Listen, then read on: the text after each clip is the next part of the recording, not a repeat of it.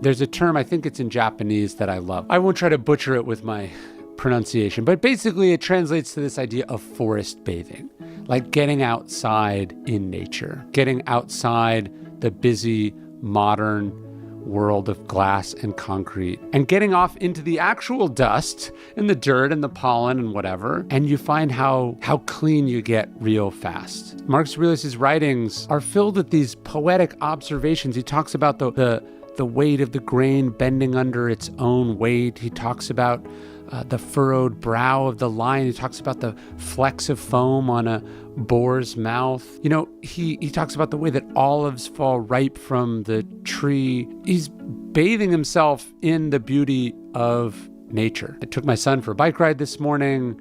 We're going to go on a walk when he gets home from school. Getting outside, getting active, getting out into nature is an essential part of cleaning yourself off. One of the reasons I live out in rural Texas is because I love that. I love the beauty of the natural world.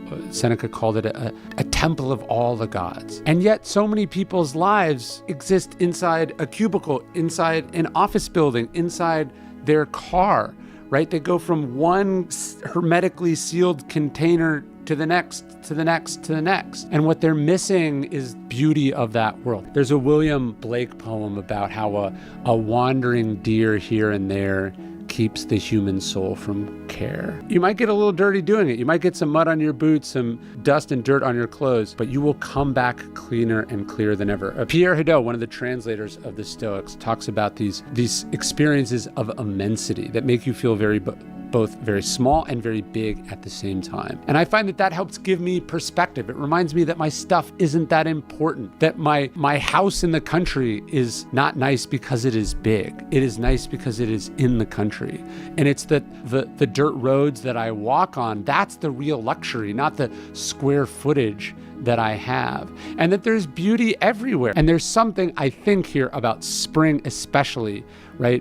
Where I live, it is bleakest in late December, January and February, and then just starting in mid-March, it just gets amazing. Everything gets green, life starts to come back. That's the special time. It hasn't gotten hot yet, and I want to take in and soak in as much of that as I can.